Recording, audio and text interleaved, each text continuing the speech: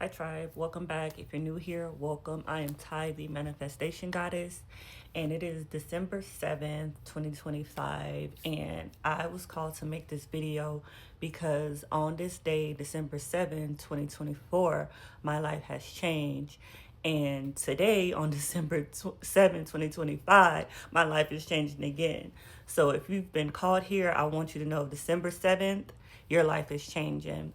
And I had started reading Conversations with God a couple days ago. Here it is. This is book one. And the crazy thing is, I didn't really have expectations when I got the book. I just heard about it, but I got it a few months ago, forgot about it, found it.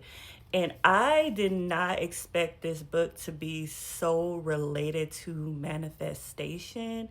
Like, this book talks so much about creating your reality, how God gives you free will to create your reality, and how you create out of thin air, and it all just becomes a choice. So I feel like that took me really by surprise. And I also wanted to know, because I'm not editing this video, I had this little calendar, and it says it takes courage to grow. What is it? It takes courage to grow and become who you really are. And Conversation with God talks about being who you really are, understanding that you are equal to God, talking about how Jesus mentioned you have the same power as me, how the Bible talks about ye are gods. And if you've been on my channel, I talk so much about understanding that ye are God, you have the power of God. But I felt like today I woke up truly not understanding that as a concept, but as an embodiment. I feel like we make choice, like we say we want to be this person or whatever we want to create, but we continue to make choices that don't reflect that person we want to be. So today it's like last year. Oh, that's what I'm going to bring up too. This message might be all over the place, but it's for you. So last year, it's funny because when I was writing down this new chapter and what I'm calling in today, December 7th, if you're here, call in what you want to call in. I had got a reminder on my calendar of last year of things that had transpired on December 7th. And it was like, if you've been following my story, around this time last year, I was literally homeless, jobless, all of the things. But I had went through a fast. Like, I had got off of social media to truly be rooted in God, rooted in my purpose, really like honed in. And I had got the money to move. Like, I had got my apartment. Like, so many things changed. Like, I got this free Christmas tree for my daughter. Like, so many things had changed last year. I even had to pawn my chains. Like, I have them back, thank God, because these chains was passed down to me from my father. But so many things changed me last year.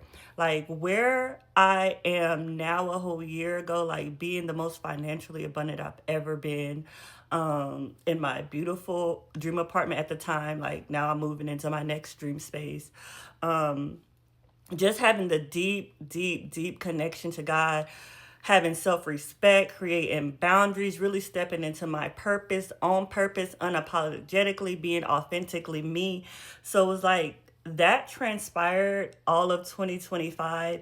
And for me to wake up feeling a new chapter beginning today on December 7th, and then seeing that that had happened last year, like, this new chapter is really embracing and embodying that I am God, not understanding as a concept, but truly embracing and embodying that I am God.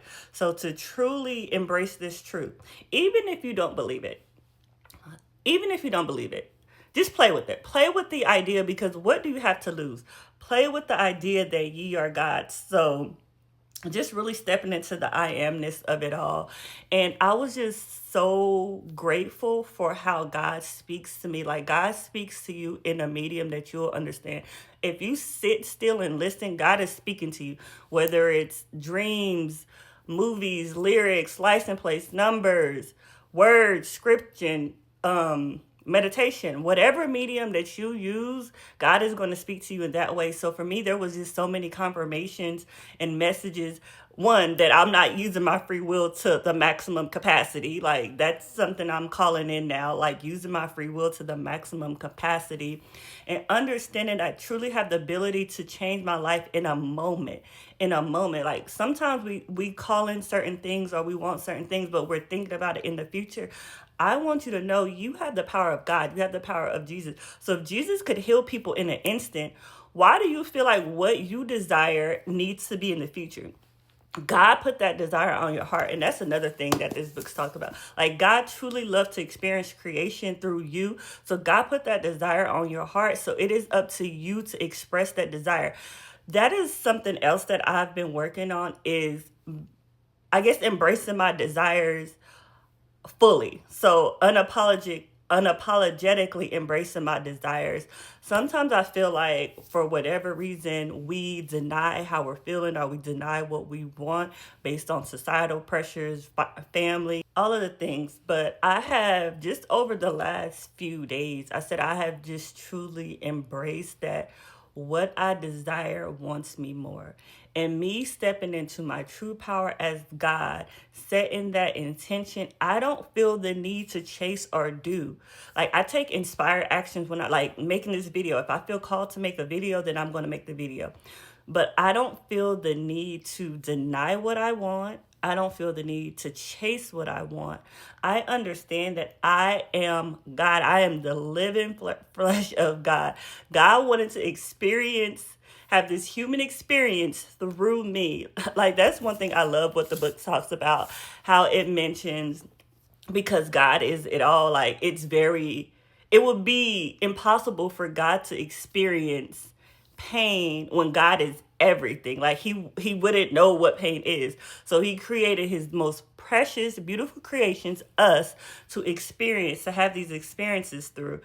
And as a creator, so now that you know what pain, for me, I'm like, I know what pain, sorrow, scarcity feels like. So now I'm calling in the opposite of that. And the opposite, all of that, I love what the book talked about, how all of that is fear. And the opposite of that is love. So the only thing that exists is love and fear. And I can attest to that. Like, so many things that we don't go after for whatever reason is always rooted in fear. So if you operate in love, nothing's going to stop you from going after your desires. Nothing at all is going to stop you. Nothing at all is going to stop you from denying yourself what you want.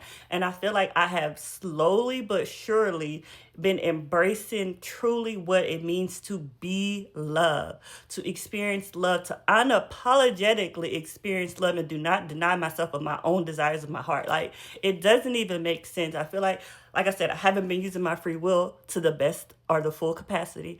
So that is where I'm at now. Like, just using my free will to just love, to embrace love, to understand that my desires are my desires. I don't have to explain it.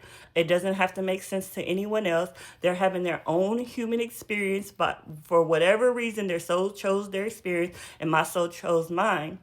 And I just been embracing that, like embracing my desires unapologetically and stepping into the truth as I am God and acting as such. There is no delay. There is no time. Embrace it. Accept that ye are God. You have the power of God. You are equal to God. Like, God talks about it so much. Enter the kingdom. Enter this truth and understand you are God. You have the power to create your reality. So choose what you want to create. And as always, I'm happy, I'm blessed, I'm free. Yahweh, bye.